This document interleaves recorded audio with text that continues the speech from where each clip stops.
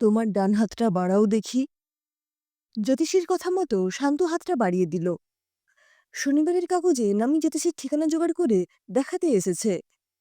খুব মন দিয়ে দেখতে দেখতে নানা রকম প্রশ্ন করছিলেন উনি, আর শান্তু তার সাধ্যমতো উত্তর দিচ্ছিল। হঠাৎই এইসব প্রশ্নমালার মাঝে উনি জিজ্ঞেস করলেন, প্রেমে ধোঁকা খেয়ে জানতে এসেছ কিভাবে প্রেমিকাকে শায়েস্তা করা যায়? প্রশ্ন শুনে চমকে উঠল শান্তু। যে অবিশ্বাস নিয়ে এসেছিল জ্যোতিষীর দরবারে, সেটা এক মুহূর্তেই উবে গেল, আর তার বদলে ভক্তিভাবটা উতলে উঠতে লাগল। এতদিন এইসব ভাগ্য ভবিতব্য কিছুই মানত না ও। সচ্ছল পরিবারে জন্ম ওর। যখন যা চেয়েছে পেয়ে গেছে। কোনো জিনিসই একবারের বেশি দুবার চাইতে হয়নি। ও সবসময় মনে করত সবই ওর, যখন যেটা পেতে চাইবে নেবে। স্কুল জীবনে প্রচুর বন্ধুবান্ধব ছিল ওর। বেশিরভাগ যারা ওর বন্ধু হতে পেরে নিজেদের ধন্য মনে করত। স্কুল জীবন শেষে যখন বিজনেস ম্যানেজমেন্ট পড়তে ভর্তি হলো, সেখানেও বন্ধুবান্ধবী পেতে সময় লাগলো না। ততদিনে সুরার নারী নিয়ে ফুর্তি কিভাবে করতে হয় সব জেনে গেছে ও। অতএব বান্ধবী মুনিমুরগির মতো আস্তে যেতে থাকলো ওর জীবনে। এরকম সময়ে মাস কমিউনিকেশন পড়তে কলেজে ভর্তি হলো রাই। প্রথম কয়েকদিন খেয়াল না করলেও নবীন বরণের দিন শান্ত খেয়াল করলো ওকে। আর দেখার পরই ওর মন বলল, একে এবার গার্লফ্রেন্ড করতে হবে। চেষ্টা শুরু করলো ওর সাথে আলাপ জমানোর। কিন্তু এ মেয়ে ক্লাস শেষ হওয়ার পরপরই হাওয়া হয়ে যায় ক্যাম্পাস থেকে। তাই ওর নাগাল আর পায় না ও। ঠিক সেই সময়ে শান্ত স্টাডি গার্লফ্রেন্ড ছিল পরমা। দেখতে মোটামুটি হলেও খুবই স্মার্ট। শান্ত ওর সাথে সময় কাটাতো বটে, কিন্তু ওর মন পড়ে থাকতো রায়ের দিকে। পরমা অবশ্য বুঝতেই পারে যে শান্তর মন থেকে ও আস্তে আস্তে মুছে যাচ্ছে। রাগ হয় না ওর, বরং করুণা হয় শান্তর ওপর। খুব মন দিয়ে বোধহয় খেয়াল করছিল শান্তর গতিবিধি। তাই বুঝতে অসুবিধে হয়নি যে এইবার ওর দৃষ্টি রায়ের ওপর। ওই একদিন শান্তকে বলে, কলেজের ওই মেয়েটাকে চিনিস?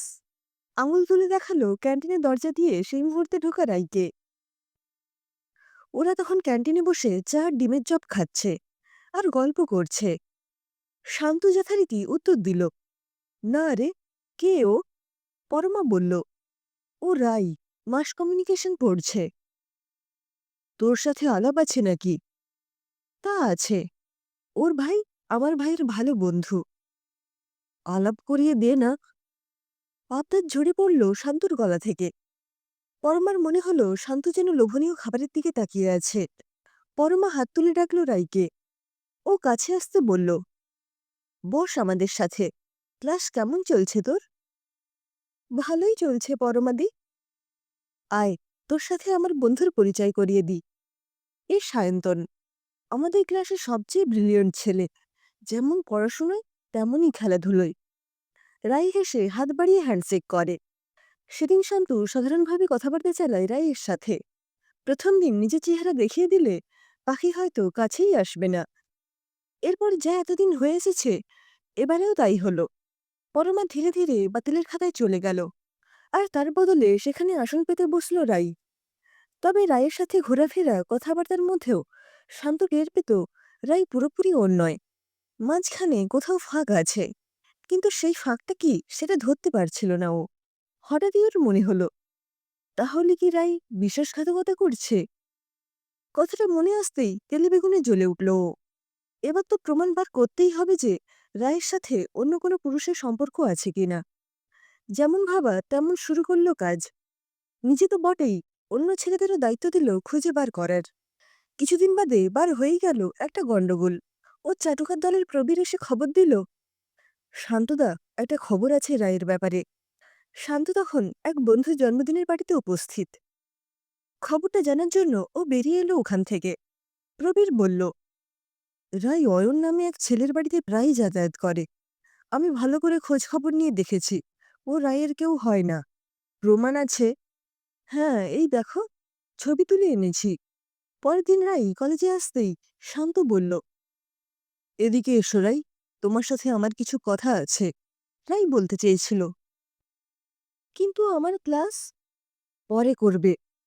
তারপর ফাঁকা জায়গায় নিয়ে গিয়ে সরাসরি প্রশ্ন তুলেছিল, অয়নকে তোমার সঙ্গে কিভাবে পরিচয়? রাই অবাক হয়ে বলেছিল, অয়ন আমার দাদার মতো। তবে বেশি দিন হয়নি পরিচয় হয়েছে। দাদা! ব্যঙ্গ ঝরে পড়ছিল শান্তর গলা থেকে। জানা আছে কেমন দাদা? ছি ছি, কেমন মেয়ে গো তুমি! আমার সাথেও খেলছো, আবার ওর সাথেও। একজন পুরুষে মন ভরে না বুঝি? রাই প্রথমে কিছু বলতে চেষ্টা করেছিল, কিন্তু শান্তু ওকে সুযোগ দেয়নি বলার। আর শান্তুকে সেদিন যেন ভূতে ধরেছিল, যা নয় তাই বলে অপমান করেছে ওকে। রাই তারপর আর একটা কথারও উত্তর দেয়নি, চুপচাপ চলে গেছে। এতে শান্তর মনের আগুনে আরো ঘৃতাহুতি পড়েছে। কি করলে রাইকে ওই ছেলের কবল থেকে ছাড়িয়ে নিজের করে নেওয়া যায়, সেই চিন্তাই ওকে পেয়ে বসল। বহু জনের সাথে কথা বলে আর কাগজে পড়ে জেনেছে বশীকরণ একমাত্র উপায়। সেই রকমই একজনের সন্ধান কাগজে পেয়ে ও আজ দেখা করতে এসেছে। ও উৎসাহের সাথে বলল, হ্যাঁ হ্যাঁ, ঠিকই বলেছেন জ্যোতিষ ঠাকুর। কি করা যায় বলুন তো?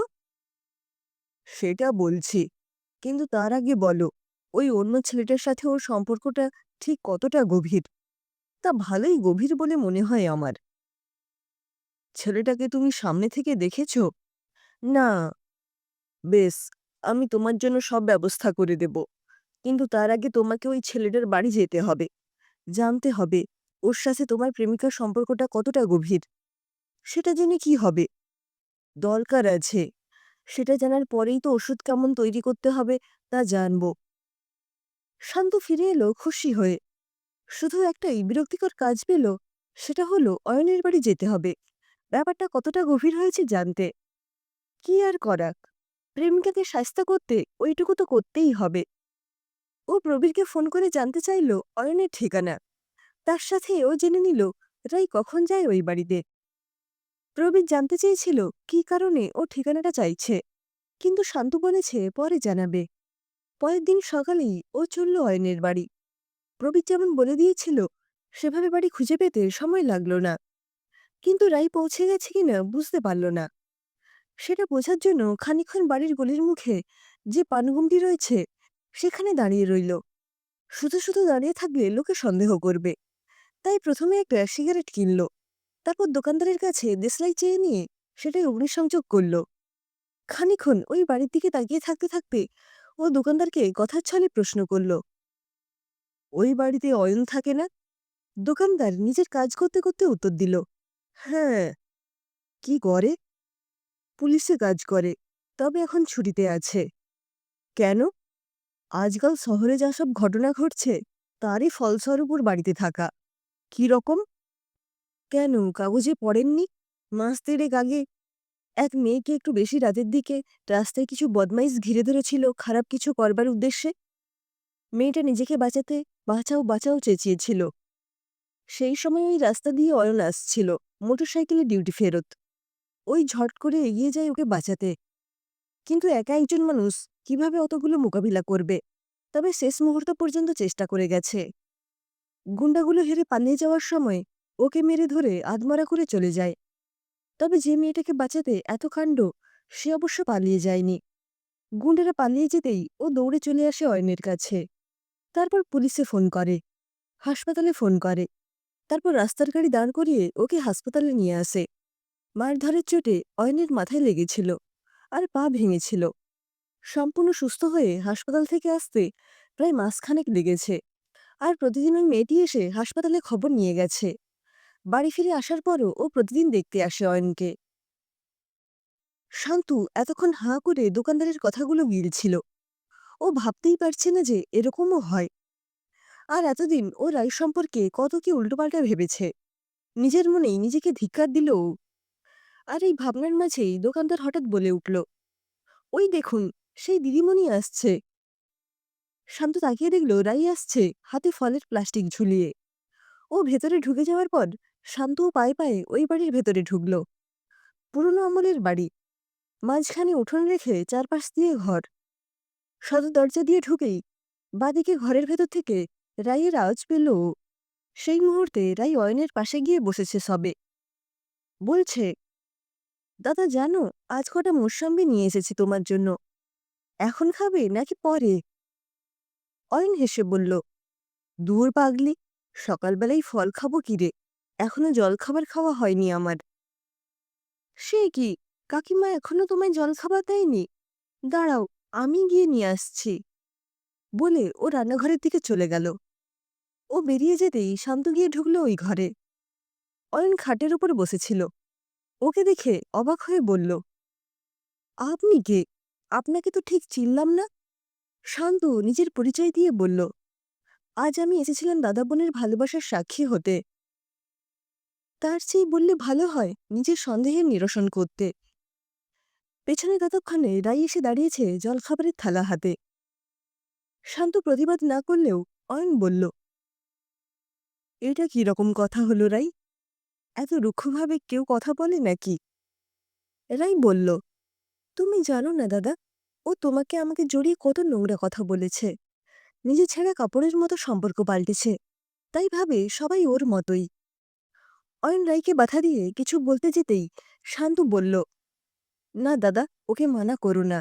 ও যা বলছে সব ঠিক। আমি স্বীকার করছি সব। তবে আজ তোমাদের দেখে আমার মনে হচ্ছে আমার নিজেকেও পাল্টানো উচিত। আর আমি চেষ্টাও করব খুব। শুধু যদি তোমরা আমার পাশে থাকো তাহলে খুব ভালো লাগবে। অয়ন বলল, আমি সবসময় তোমার পাশে আছি। তবে রায়ের কথাও ওই বলতে পারবে। তবে আমি আশা করব ও তোমার পাশে থাকবে। শান্ত রায়ের দিকে তাকালো। ওর মুখে সম্মতির চিহ্ন দেখে শান্ত বলল, ধন্যবাদ রাই, আমি পাল্টাবই।